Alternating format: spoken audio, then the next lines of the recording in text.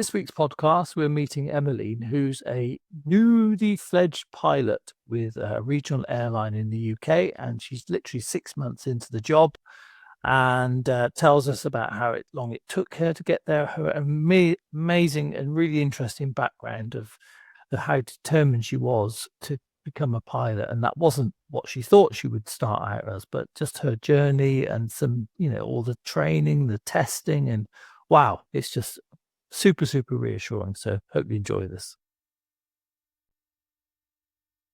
So welcome to this week's I can't speak Lovefly podcast. I can't speak, Emmaline. We welcome Emmaline Haywood, and who's going to be talking to us about being a commercial pilot and lots of other great stuff. So welcome, Emmaline. Thank you. Thank you for having me. No, likewise. I mean, also the people, you won't necessarily know this when you listen to this, but it's proper late in the evening that we're actually talking now. So in real UK time. So I'm very grateful. The life of a commercial pilot, really. Exactly. It means nothing these hours. So tell us. So for people, tell us a little bit about yourself, and then we'll dive into sort of how you got there. Yeah, so I'm currently first officer for a regional airline in the UK. I've got quite a big background in aviation. I always, from a young age, was really interested in it. I always wanted to be cabin crew for a long time, and so I went and did that, and I thoroughly enjoyed it. I did long haul and short haul flights. And I then went on to decide that I wanted to become a pilot and fly out of it. Interesting.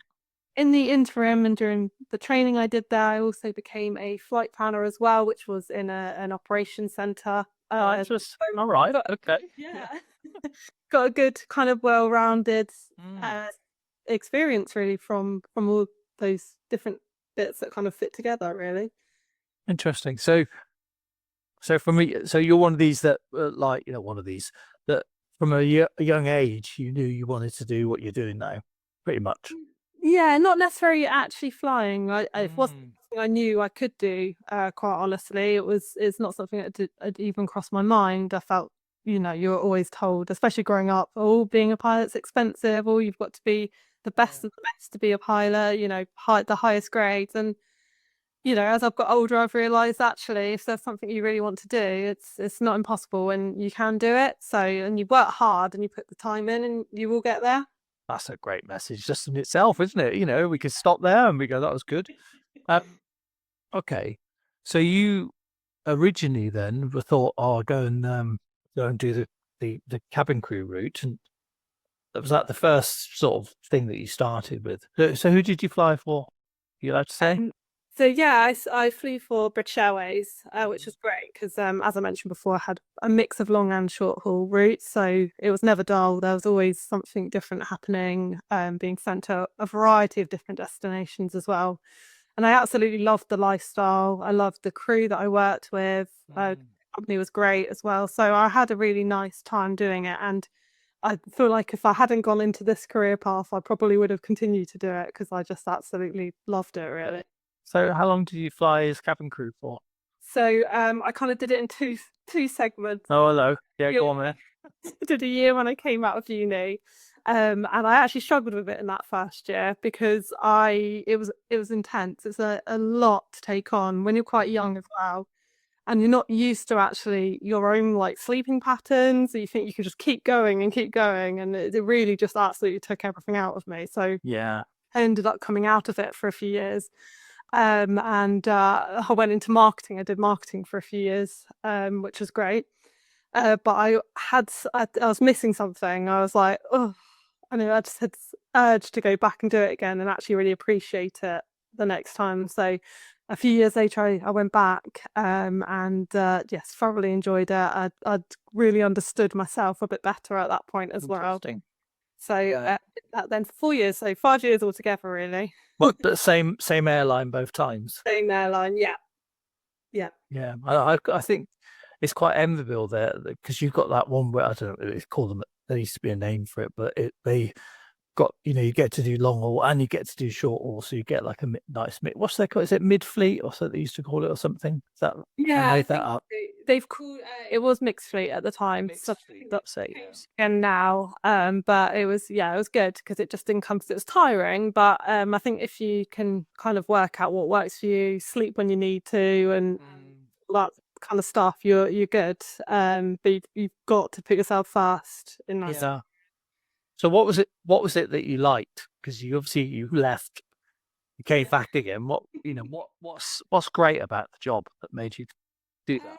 It's a variety of things. I really like doing something different every day. I really can't deal with the monotony of doing the same thing every day, like the 9 to 5. It just didn't work for me.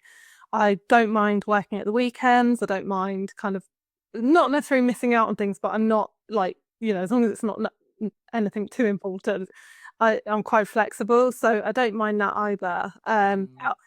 The other side of it was that I just love traveling and waking up in a new destination and just having even just a morning to just go and wander around, go around a park or something like that. It's really nice, and that's what I really, really enjoyed about it. Yeah. Yeah, fair enough. I can relate to that. Yeah. So you came back to flying again, and then so tell us how the flight planning bit and then the pilocy bit. How did all that happen? So, This got to be a good story, come on, hasn't it? Yeah. so during my time flying the second time, COVID happened. And just before COVID happened, I was all set to kind of progress within my role as cabin crew. I had everything ready to go. It was a matter of like a month or so. And then unfortunately, obviously, COVID happened. A lot changed within the company, and it made me think, I don't know if I'm going to get a promotion. I'm ready for it, but I don't know if I'm going to get that. And it actually just made me have a think. Okay, well, what do I want to do next? Do I want to kind of wait out for that promotion? Is there something else there? And I just had this urge I really wanted to learn something. I wanted to learn something really difficult. And it's been like mulling it over, thinking, right, what is there? What's out there? And I kept coming back to flying, and I was like, I don't want to leave flying. I love flying. And it was only really at that point that I realised that actually I could be a pilot. So it just had never crossed my mind before. So ended up kind of don't know how to brain freeze. That's what I don't know because I don't kind of yeah. I mean, it's quite a thing to switch. You know what I mean? It really is. It is definitely a very different career. So obviously one of the main points of it was the fact that I could continue with the lifestyle, could continue with the variety. I'd be able to be in a career that I could continuously develop myself on. Yeah. And so it was really at that point during COVID where I was like, I'm gonna go and fly planes. And Was it literally like you just thought I'm gonna get, and no one put the idea in your head? You just thought. No, so You just stopped liking people. You just wanted to hide up in the flight deck. Is that it? Is that it? that's exactly what it was. So I ended up going booking my first flying lesson. I had no clue where to start. I'd never even looked into it. I was like, oh, it's fine. I have a crossover. I've been cabin crew. No crossover whatsoever when you go into flight training. Yes, there are aspects that when you get a bit further into flight training, you're like, this makes more sense. But it was really hard to know where to start from the beginning. And so I was really lucky. I had a really good friend that I've worked with many years ago, and we've continued to be friends. And he actually was a flight instructor. So he said, well, why don't you come do a lesson with me? And I was really lucky. I had one lesson with him, and then he got me all the way through to get my PPL. So it was great. I felt like so when you got in as the private pilot, was it like instant? I'm going to do this, or yeah, absolutely. Yeah, I did my first lesson. I can just remember. I remember posting it up on Facebook and someone putting, "Are you going to be a commercial pilot?" And I'll just think yes, and I just think back to that time now, and I think, wow. I can't believe it. I can't believe I did all of that, and here I am. How long ago was that? So that was probably about 4.5 years ago now. Oh, goodness. Actually, yeah. So I started in October 2020. That was my first lesson, and then we ended up having a about 6 months that we had to take off because of COVID. Mm. So it kind of took a bit longer than I was hoping it would, but it was great fun. I really enjoyed it, and it's so nice learning from someone that's kind of been there ahead of you, Yeah. taking on advice. So where does the flight planning bit come into it? Where's that in the story? So I finished my PPL. I was still flying. I actually had another job as well, which was kind of like it was just a part-time job on side of flying, which was in marketing because I had that as a background. And I decided in the end that that was probably the best thing to keep me some stability whilst I did my ATPLs, because I knew it was going to be a hard slog getting through the ATPLs. So I ended up kind of leaving my cabin crew job, continuing with the marketing job, and I did that for another year or so. And it felt like I was a bit on pause for a while. Yeah. I was out of like flying. I felt a bit out of the industry. I was trying to volunteer I could with things that would get me back in the industry. And as much as it did help, I actually ended up going, I need to find another job in aviation. I need to continue because I want to continue to grow. I also had done a few of my ATPLs by this point as well, and you don't want to lose the knowledge, that all that knowledge you're kind of putting into your head, and then you're not actively using it. So I was really lucky when this flight planning job came up, and it kind of ticked all the boxes. Yeah. And it was perfect for what I needed, and the shift work as well was great because I could kind of work it so I could train as well. So I knew once I got through my ATPLs, I needed a few weeks off here and there to get the last bits of my training done, and all the additional flying I had to do. So ended up getting the job there, and that's kind of how I kind of fell into that. And yeah, it was really, Well, really that's super helpful as well, isn't it? Because it's so closely linked to what you're doing. it really is, yeah. And I guess when you're on the flight deck now and you look at a flight plan, you'd be like, oh yeah, I'm all over this, Yeah. Yeah, absolutely. No, it's really good. And it's nice to kind of put it into practice as well. Being able to read it and use information to, to its purpose, which I'm sure sometimes doesn't get used. So it's good to be able to do that. But it was it was great being in that environment, worked in that operations with the operations team. And actually now I have so much more appreciation for the operations team because they have such a big part of every flight. And I can see how that whole process works, as well as kind of looking back and seeing what the cabin crew are doing. I understand their difficulties and challenges that they might be facing as well. Yeah. I mean, there's a bunch of things I want to ask about.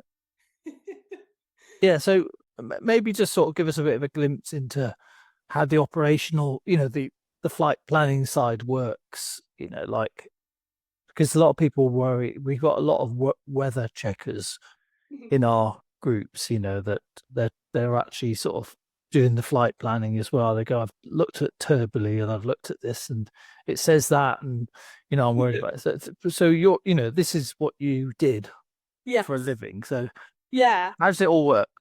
Well, flight planning wise, it depends what airline you're at, because if you're at a short haul airline, a lot of the routes are very similar. You don't change much. You just need to make sure they're filed and that everything's kind of gone through successfully. Oh, so to the layperson, what does being filed mean? Being filed, so every flight plan has to get filed. It goes through a system.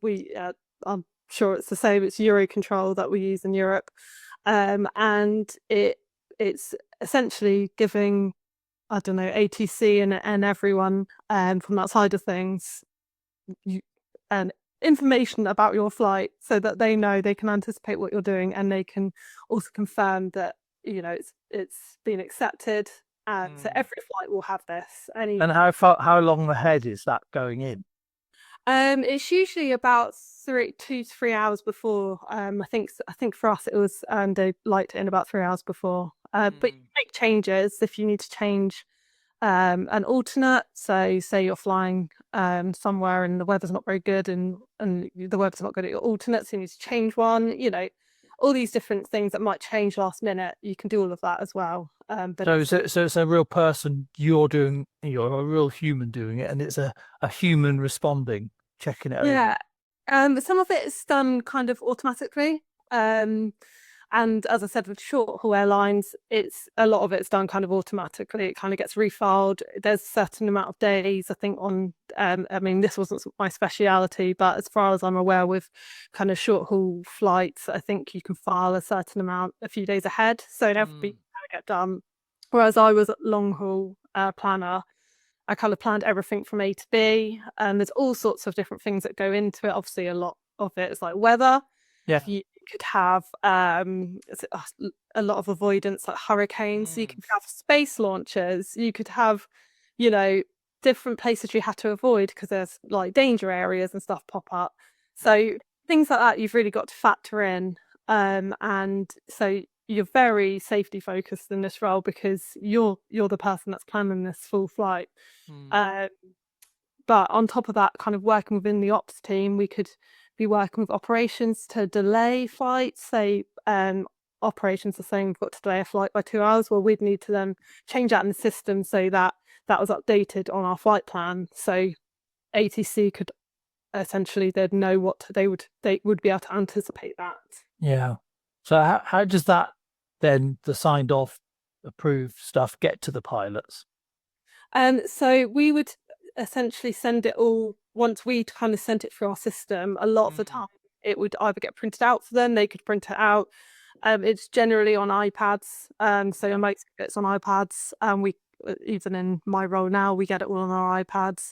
All the flight plans there, all your weather, all your all the fun stuff. So we essentially just sent it, and it just went through to them. And then at the end of the day, it's the pilots that make that decision. If they want to change anything, if they want to add fuel, that's on them. They can do that. They can ask us to do that. But it's quite nice working together with the pilots to be able to come to that.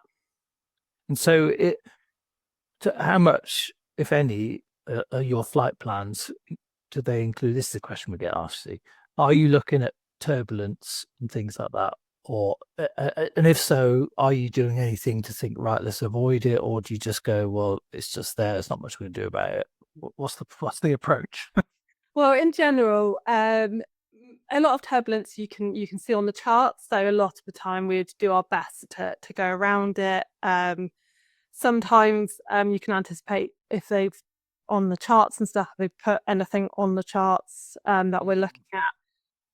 It depends on timing. You can kind of anticipate that it might have moved. But unfortunately, we can't plan everything. You can't plan for things. But obviously, anything like hurricanes or anything like that would plan, miles out, so that never affected by that. But yeah, we do our best to navigate you away from that. That's cool. Thank you for that. It's just I don't get many flight planners on, so. Yeah. I've had somebody else who went in to become a pilot has also done that, and I asked them some different questions to what I've asked you. So I just thought I thought that was a bonus. I didn't know that. So tell us the training route that you've gone to become a pilot. To talk us through, like what's involved and what's it, because it's very fresh for you. Most of the pilots I ask that they can't even remember half of it. They're so busy doing the job. But for you, it's really current, isn't it? I imagine. Absolutely, yeah. No, I'm very, very fortunate that I was able to kind of get a job quite quickly out of flight school. But there's a few different ways of becoming a pilot. I did it on the route that I could work as well. So I did work a full-time job the whole way through my training, which was really beneficial. Oh my goodness, how do you manage that? You must be exhausted. I was. Last year was an intense year for me. It was shattered by the end of it, but we got there. We got through it, so it was, And what? it was okay. So you did sort of like this the self-improver route, or So modular wise, I kind of did everything in chunks. So I started with the private pilot's license. I got that. I moved on to my ATPL, so all the theory behind it, the 13 subjects we had to get through. So initially it took about 2 years to do my private pilot's license. I'd say it took about a year and a half to do my ATPL theory. And then I waited to get all my hours done at the end because that was one of the things I struggled to kind of do HPL work and do my hour building. So I thought, you know what, I'll leave it to the end and I'll do that all together so that by the time I get to the kind of step up in my training, I've done all these hours and I'll be confident to kind of continue on and get the grades I kind of need to get a job. So sorry, go on, carry on. So It was good. Okay, so then I did my hour building, did some really fun flying, took lots of friends and family up. I actually preferred having someone up with me because it's nice to when I had to pay for it anyway. It was just nice to have people with me to kind of enjoy it with me as well. And so did a lot of visiting different parts of England, which was really nice. And yeah, because I was going to ask, because some people will go off to the States or Australia to do theirs, and you did all yours in the UK with our crappy weather, and it's expensive. It's more expensive as well, isn't it? Yeah, so it was a tough one because I like to set myself goals, and I usually set them way too short. I don't give myself enough time, and so fit everything around work and the first kind of the next lot of training I had to do. I didn't really have a chance to go anywhere else to do my flying, but I also wanted to get confident with the UK airspace. It's one of the most complex airspaces you can kind of fly in, so it wasn't any harm to do that. And yeah, the weather, I mean, it was one of the worst years last year. I used to turn up at my flying school and there'd be like, oh, well, I would just be sat there all day hoping the weather would get better. Yeah. So definitely, it was really good because I got such a vast, type of experience. I got to deal with very busy airspaces. I did a lot around Heathrow and Farnborough. So, by the time I kind of got to the next bit, I was ready to go because my capacity had kind of increased so much during my hour building, which was really helpful. Yeah. So yeah, I did that. I think that took me about 3 or 4 months to do, and then So how many hours did you need to get? so the way I did it, I did my instrument rating first before my commercial pilot's license. So lots of pilots do their commercial pilot's license first, then they do their instrument rating. Or there's various different ways to do it, but that's the way I chose to do it. It saved me some money to do it that way. So in that time I got 70 hours, which as in pilot and command, so where it was just me flying. And I then went in and did my multi-engine piston rating and my multi-engine instrument rating, which was tough. It was very tough going from a Cessna 152 straight into a Duchess, which is what I flew. It was quite challenging, but it was, it was a massive learning curve, but it really is when you're kind of going through your training. So it was really good to kind of do. I found a really good school. They were amazing. One of the good things, the instructors were amazing. They were probably the best part of the school, but the another amazing aspect of the school was I turned up on day one and I said, I've got 9 weeks to do this in, because I'd managed to take leave and do some swaps with my shifts, so that 9 clear weeks to get it done in, and they went, okay, and they got me done in 9 weeks, and I came out with a multi-engine instrument rating at the end of it, so I was very pleased with that. Oh my God, that's remarkable. How did you? Because that to me sounds incredibly overwhelming. Was it?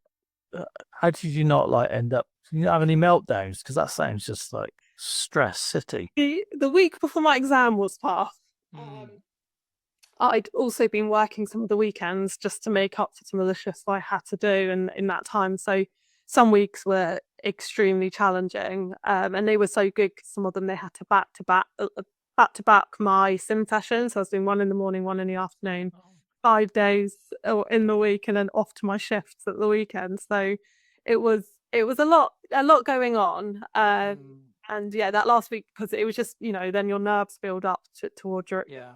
final exams, you're ready for that. But we got there, in the end, we passed, and and that was What good. kept you going? Because that sounds really tough. So for my husband, he's been so supportive. I've been really lucky to have someone that he's not in aviation himself, but he probably knows more about it than people in aviation Yeah. because watching what I've gone through. But no, that last week I was actually having to stay away as well. So he was on the phone every day, like, you can do this, you've got this. And I'd say that was probably the most challenging part of my training, actually, that getting that last week done before my engine rating exam, because it was just so much to take on, and there's a lot of expectations. So you don't want to mess it up, and you don't want to fail it, and you work really hard. I'd put all that time in, all that, Yeah. Yeah. and so it was good. I was very lucky, and hard work did pay off. So we got through that bit. Unbelievable. I mean, you proper went for it, didn't you? And with doing all the other stuff around the outside. I mean, I think it's a real eye opener. Yeah, I mean, you haven't even talked about the cost of it, but just the sort of the commitment that you've had to make yeah, to get through that. And so it's not something that you can't, it's not something you could just think, do it for a laugh, could you? You've got to really be up for it.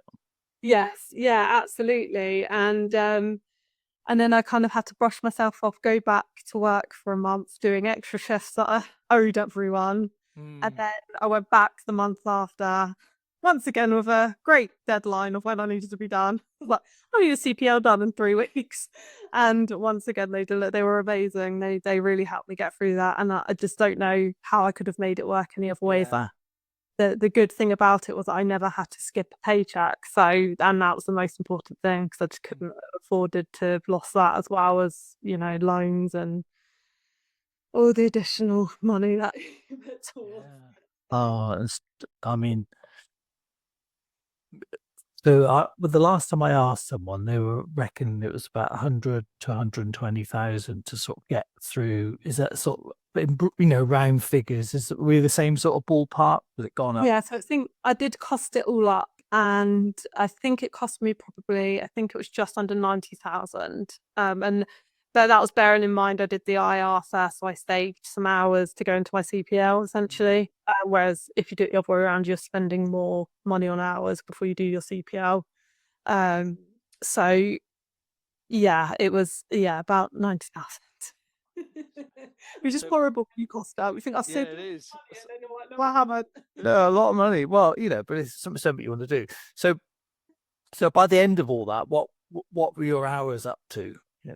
So I think I finished all of that about, I think it was about 209 hours at the Right. end. Okay. So, And so with that, what can you do with that? so once you've got your commercial license, and depending on the additional bits like an IR, you can actually make money from flying, which is good, because until you've got that, you can't make any money. You shouldn't really be taking anyone up and accepting money or anything like that. Um, I then went on to do what's called like a multi-crew coordination course, which I was really lucky. The airline that I'm with now was kind of running alongside it. So that was another 3 weeks, which I did in January. And that's, I mean, it gets you airline ready, essentially. It prepares you for working on a commercial aircraft. And that was one of the like biggest uphill challenges, I think, because you go from a small plane with all these steam gauges, and especially for me, because I didn't actually have a glass cockpit at any point until I went into this Oh wow. simulator. Yes, it was a massive kind of change for me as well. A lot of people these days do land with glass cockpits, but I didn't at the time. So we did that, and it was good. But yeah, it was definitely a massive step up from what I'd done before. So for the lay person, what what would you say? How would you describe the difference between the glass cockpit and you call it a steam? Steam gauges. um, it's a tough one.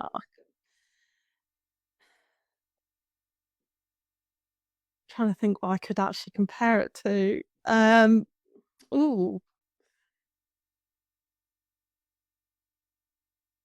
I mean, the glass cockpit it makes life a lot easier, because you are a lot of the time it's quite intuitive, so it gives you more information. It kind of preempts what you're doing. It can Yeah. give you a lot more information. Whereas the steam gauges, and it's a great thing to learn on, but it's all about the needles, and so it gives you a very good amount of situational awareness, but it's a very much a difference because just translating it over to screens, you're looking at very different things. Yeah. Not if I went back into steam gauges now, I wouldn't find that. But initially, when you first like make that change, and I'm sure people have it the other way around because there are many aircrafts that still do all the needles and have everything very differently. So if people learn on the glass cockpit, they'd probably struggle going backwards that way. Yeah. So that was probably quite a challenge for me. And then on top of that, you're learning all the procedures and all the kind of standard operating procedures as well, and for the airline, which was really helpful. But also you're doing very different things to what you've been used to. You're thinking about customers, you're thinking about all these different aspects that fall into it. You're dealing with like an airport staff. I mean, although you're in the simulator, you're dealing with all these different things that might happen. And then on top of that, they start throwing emergencies at you that you're starting to deal with. Like, just it was quite a difference to what I'd been used to. Although you learn how to get out stalling and all that from day one, these things were very different, dealing flat in a jet engine essentially, and going from there. So yeah, it was interesting. And My goodness. I mean, you must be like super calm or something. I mean, do you think anybody could be a pilot if they wanted to be? Is it something or is it only certain types of people that can do it? um I think if it's something that you're really interested in, I think you could definitely do it. I I think there's a lot of different elements that come into it, a lot of different competencies that you need, things that you can work on. Um, it was, all of it for me. It was a lot to learn, and it's something completely different to what I'd done in the past. I hadn't gone massively down an academic route at school. I'd got all the kind of base level grades I needed, but I didn't kind of follow through. Yeah. It's went some other stuff to university and stuff. So it was a big change, but that didn't stop me. And I think if people are really interested and keen on flying, then it's they can make it work. I think kind of staying calm under pressure is definitely good. Being able to kind of deal with things under pressure is a good indication. Though you need someone that can be level-headed in Yeah. that situation. And it doesn't mean like inside you don't go, oh my gosh, but you still have to take that moment, and that's the main thing. Kind of taking a moment before you do anything, which I tried to do in life these days. Yeah. Like such a good thing, it's such a good tool to use. Really, give it a moment. Okay, now let's go. Yeah. But Well, I had a guy on who does talks. Does like a speaker talks on stage of that, and his talk is think like a pilot, and he uses a lot of the stuff that he's from his pilot training yeah, in his in his business, and tries to teach business people, like some of your strategies. And I guess it's probably very useful. yeah, absolutely. So when you join the airline, uh, what happens then in terms of like how long before they let you loose doing So, stuff? so you think, oh, I've done all my training now. No, nowhere. You've got a lot more to go. So when you're lucky enough to get a job, you end up having to do what's called a type rating. As you do, I think mine was about 5 or 6 weeks, but it's intense. It's a lot.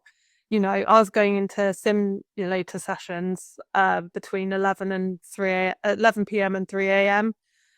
Just where they can fit you in. But you're doing that every day and you're getting minimum days off and you're having to learn an awful lot to actually get through the course. So it's intense. Some could be a bit longer than that, some could be a bit shorter than that, but roughly about 4 to 5 weeks of that before you're I mean, you got to love it, haven't you? Righty. So you do that, and then I think it's very dependent on the airline. We then went into more kind of back into the sim for a few days to do some more kind of relevant topics for the airline. Get used to flying with their standard operating procedures a bit more, and kind of just gearing us up ready for our line training. Yeah. So that was good. So we did a few days of that, and then we kind of came home, and then we got ready to start line training, which they kind of put into different phases. So could you just show for people who it might be their first podcast, they might be going, Yeah. what's that mean, So line training is basically where you're out with a training captain. And initially we had like a safety pilot as well, who just kind of keeps an eye that everything's good whilst for me, I was getting trained. And then they will eventually go away and it will just be you and the training captain, but you have to have a training captain with you at all times when you're doing your line training, and they kind of teach you everything. You'll have a good amount of knowledge from the simulators you've done and all the training you've done before that, but you're learning more things that are relevant on the line, really. It's even things like doing PAs to customers. So I've got customers in the back, so things like that as well. You're incorporating everything, and that's the next learning curve. At that point, you're learning that. So you do that for a certain amount of time. I think it was a couple of months. So you are very good to go by the time you finished your line training. And then you do one last kind of line check, which is, they say it's not an exam, feels a bit like an exam. And you've got someone kind of assessing that you're safe and you're good to fly, you know what you're doing. They assess you on a certain amount of sectors, and then once they're happy with that, they can sign you off and you're ready to go. But the start to finish, I think it's about 4 or 5 months before we got signed up. So yes, so it kind of makes you, you see you're under scrutiny all that time. Absolutely. And you spent all that money and all that time to get to that place. Yeah. And then you're still being tested, assessed, and trained for months. It's mind-boggling, isn't it? You think what most people go through for their jobs, and you compare it, that's a staggering amount of like observation and intervention. Yeah, absolutely. And then you kind of go on the line, and then every 6 months you're back in the sim. And I think there's another check for me as well soon. So what they do is they, once they're happy and they signed you off, you do a few months on the line, and then they do another kind of check just to check you're still within, doing everything to standard, which is great because I think you can quite easily start picking up extra bits here and there, and actually it's good to kind of align you back at that point as well. So you're constantly having new things thrown at you, and actually the biggest training for me is kind of coming off the line and being like, I don't have a training captain next to me. I mean, this is on me now. It's great. It's good. But you're learning so much, dealing with lots of different things that actually fight up in your line training. So but the captains are amazing, and everyone I've worked with, I've learned something new from, and they're very experienced, and it's really nice to actually have a different way of doing something every flight, which is quite nice, and kind of making your own way of it as well, which is good. So as a first officer, how long do you envisage you'll have to stay at that rank before you can become a senior first officer, for instance? So a lot of the time it's due to hours. I think you need to have about 1,500 hours. Okay, that's quite a lot, isn't it? Yeah, yes.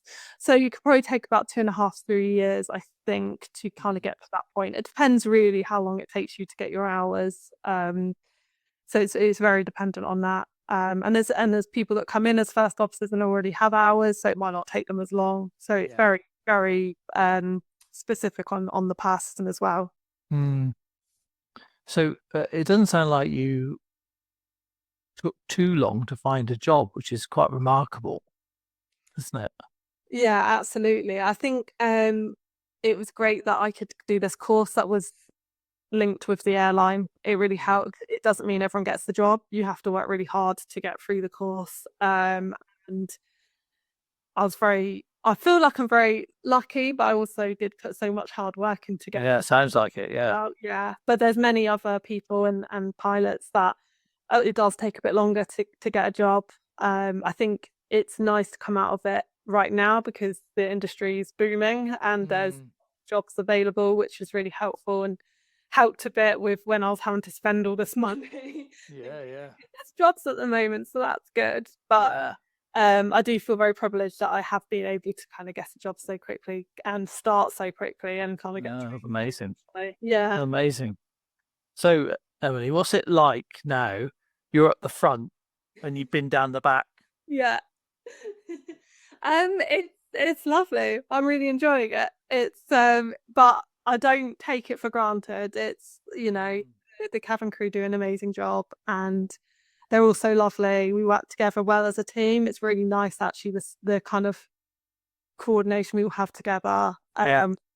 And so I like the fact that I have got that background. I understand it if I'm having a challenging day. I feel like I can Mm. understand it as well. But yeah, it's nice. I feel like despite that, we do work really well together Yeah. as a team.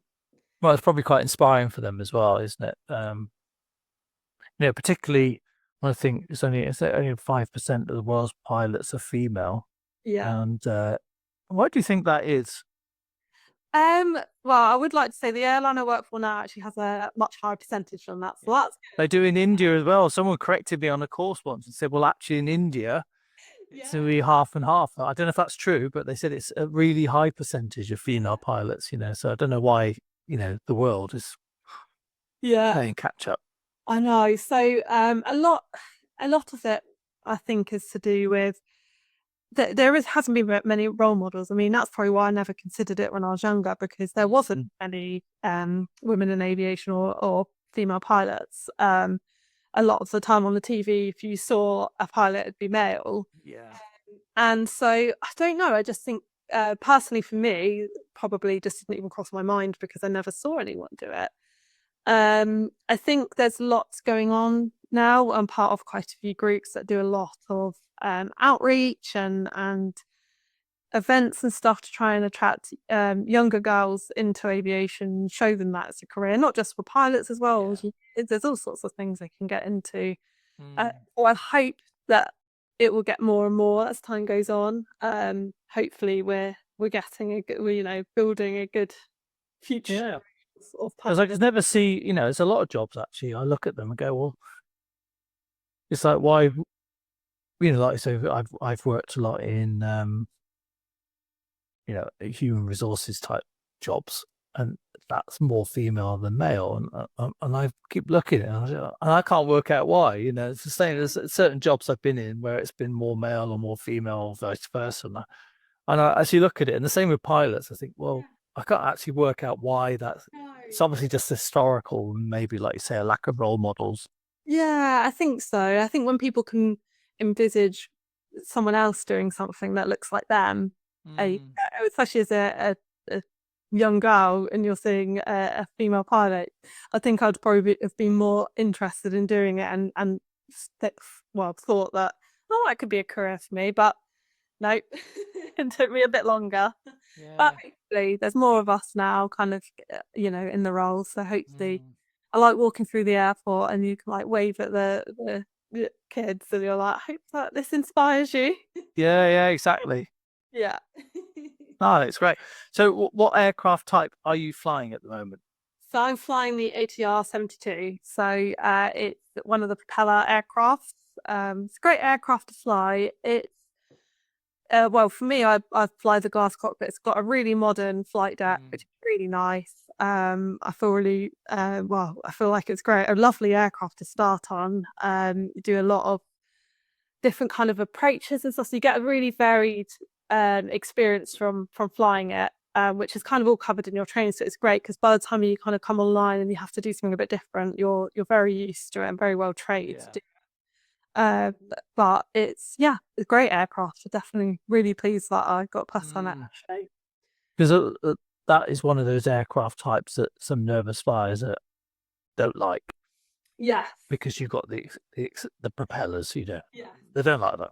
Yeah. So what would you say about that for the nervous flyer? What could you say to reassure them around that sort of thing? Because I think it's probably just the visual spectacle, and maybe in their brains they go, "Well, that looks like a World War II one," because it's got propellers.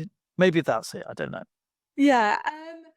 Well, I'd say that the aircraft I fly are very modern. They're really well made. They're very sturdy aircraft. They're very good. They can handle a lot. We're trained very well on them as well. There's no airlines that would let you fly one if you didn't have the right experience to fly them. And as pilots, we wouldn't fly it if we didn't find it safe either. We want to feel safe as well. And we know the aircraft inside out. So, you're in very safe hands when you fly. All I'd say about the ATR is it is a bit of a loud aircraft. So definitely bring some earplugs if you can. Yeah, I've heard that. I think I've been in one. You do like island hops, don't you? Like Guernsey, Jersey, that type of, in those, don't you? Yeah. Oh, I think I like them. I like them. I feels more like flying. I can't describe it because, when I was recently been in an A380 or something, it's so air cushion, so cushioned now. And they're such massive beasts. I didn't even notice when we took off, I pick up the stuff like that and I was like, oh, taken off. Yeah, Because they're so huge, aren't they? But you definitely know with an ATR. Yeah. The great thing is if you're happy flying, looking out the window, you get some amazing views because the wings are above you. So actually, you see some, the most amazing views from them, and it's quite nice actually traveling as a passenger and seeing those. But yeah, no, I quite like it. We do wear noise cancelling headphones in there. It's Do you? loud there as well. But it's all good. But yeah, be my piece of advice. So loud is good. It's still safe. Yeah. Okay. Yeah. And actually, they're very fuel efficient. And one of the reasons why regional airlines use them because they save so much fuel. You don't have the jets, so it's very different. It is very different flying, but it means they can also get to a lot of airports that other aircrafts can't. So shorter runways and differences. So actually, they do keep places going. And they're vital really for a lot of the operation. So, you definitely need some ATR. Like we need ATRs. Yeah. No, it's good. Fair play. So what about you then? I mean, you've done remarkable in terms of determination and the time that you've managed to achieve it. It's just amazing, and also carry on working all around it. It's a very inspiring story. But what happens next for you? So I'm absolutely loving flying the ATR at the moment. I would like to really just build up some hours. Get involved in a bit more within the company that I'm in at the moment. Hopefully, the next step would be senior first officer, but we'll see. We've got a bit of a way to go before then, but and it's really nice going to work at the moment, and you achieve something every time you go to work, getting your hours up, you're learning something new, so it's lovely. But I think the next step would hopefully be senior first officer. Yeah. And do you have any sort of aspirations to work like more long haul, or do you? I don't, kind of some people definitely don't want to do it, and some go, no, that is the sort of place I want to end up. I think one day I'd like to get into long haul. I do really enjoy that type of flying. I enjoy the lifestyle that brings. My husband enjoys coming with me. I bet, yeah. That's why he's been so supportive. Staff travel, fantastic. He's waiting for that. Yeah. I would definitely like to give it a go in the future. I know some people do it and they don't necessarily enjoy it when they do it, but I'd like to think that I've had the experience of the lifestyle that comes with it as well. So, a mix of that and the actual flying will be a nice combination. But we'll see where it takes me. Yeah. So just sort of like a last couple of sort of comments really. With the obviously doing the regional stuff now, and how do you find it in terms of your sleep pattern disruption and like I know everything's regulated, but how do you personally find it having done long haul as well? I find it quite nice actually. I'm home every evening, well, mostly unless I get sent anywhere, but I'm generally in my own bed. A lot of the time, I used to do the shift work, which was night shift, so actually it's a luxury compared to that. And I feel that well, I'm trying to make the most of it. Really, I think I don't really mind a bit of disruption here and there as well of my days if I get sent somewhere else, or I quite enjoy that. To be fair. Uh, but in general, no, I think I've gotten used to it. I mean, it is early starts sometimes, not so late finishes, which is quite nice as well. Yeah. You kind of just get used to getting the flow of it, and then you just deal with your week as it happens, really. Yeah. Nice. So lastly then, what would you say is the best bit about it for you that's like because you've obviously been in aviation a while now, but what is it that still gives you that buzz to go in and keeps you going? Um, I still think it's the variety of actually what my day could bring. Everything changes so much. No day's ever going to be the same. And I don't, as I said, I don't really mind a bit of disruption if something happens. I've got to fly somewhere else, or that's the kind of stuff I enjoy. Like something out of the ordinary. I'm happy with getting sent somewhere to fly out of a different base, or that's probably what I really enjoy about doing the job. There's just no 2 days are the same, and I know that it's just going to be a nice day out wherever I get sent. Yeah. Do you get to night stop now? Not necessarily from my base, but you get sent around quite a few times, so never know. I've done a couple of night stops, so it should be nice as well. So out of all of your sort of like flying career now, Yeah. where is your favorite place to go to? Um, I really used to enjoy going to Singapore. Singapore's actually one of my favorite destinations. I just think it's so central and there's so much going on. Yeah. It's a nice place. You generally have pretty good weather.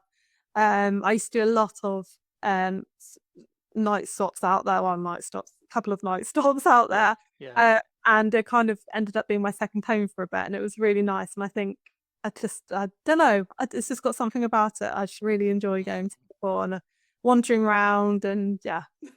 Yeah, it's a pretty cool place. I've been there a couple of times myself. It's amazing. And who knows, one day you might even fly into it. Yeah, exactly. That's got to be the dream, right? Yeah. I hope so. Oh, amazing. Emmaline, thank you so much. It's been really, really useful to talk to you to get a little bit of your story and stuff. And I'm kind of thinking, do I ask my normal closing question? But you've given quite a lot of sort of reassuring stuff along the way. But I wonder if there's anything else, there's any more gold there. Just like, as a sort of final message to anybody who is a nervous flyer, thinking, okay, so why should I trust you? Why should I trust flying? What sort of things might you say to them? Well, obviously, I've given my background, the amount of work that it's taken to get here, but I wouldn't have done all of that if I didn't genuinely love what I do. And so you really can trust your pilots. Every one of them has been through so much to get to this point, and there's just no way in anything in life you wouldn't stick with it if it wasn't something you really enjoyed and loved. So you can trust every one of your pilots that actually, they've done all of this and they love it and they want to get you from A to B. They want to get you to your destination, and they come to work every day enjoying their job, and a lot of them say it doesn't feel like work. So hopefully, that Yeah. it so much. So yeah, hopefully that gives you some confidence as well. It does. I think that's really good. And I think it's also good just to sort of like put it on the back because sometimes people say, you know, when I fly with like the local airlines or the no frills airlines, whatever, and then the first officer comes on, they sound really young, and you know that really worries me. But you know, let's just think that you've had all that aviation experience before, but you know, theoretically, you could have gone into this younger and Yeah, still be at the place you're at, and you think how much, you know, I'd like anyone listening to think, you know, how much you've talked through, you've had to go through yeah, to get to this place now. And that's without, you know, some people end up having to spend a few years out instructing and all the rest of it because they don't get that next job or yeah. opportunity as quickly. And it still wasn't that quick, was it? You still have to Oh, do a lot of stuff to get to this place now. And I think that's very reassuring. And just want to say thank you very much. Thank you for bringing it to life a bit and also explaining all the little bits and bobs that happen at the beginning. Because, like I say, a lot of the sort of more seasoned pilots, let's call it that, they don't quite remember all the bits that they had to do, but you've really brought it to life nicely. So, thank you for that. yeah, no, thank you. It's nice to actually go through it and look back and actually appreciate what I managed to go Yeah, through. bloody hell, did I do all that? Feels like it. No, I'm knackered. Yeah. Yeah. Oh, it's amazing. The skin. Yeah. So, yeah. Well, just think, you know, in about 15, 20 years, it'll all be paid off. Fantastic, you know. Exactly. And I'll be flying to Singapore. Exactly. As the captain. Exactly. I know I did that. You don't do that. But yeah, Emmaline, it's been lovely to meet you, and thank you so much for spending your time going through it all. And I wish you all the very, very best in your regional airline, not to be named.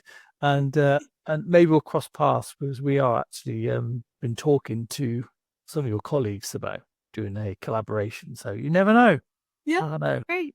Thank you very much. No, thank you for having me. And Pleasure. it's been lovely to give you my story. No, it's been great. Thank you. Thank you.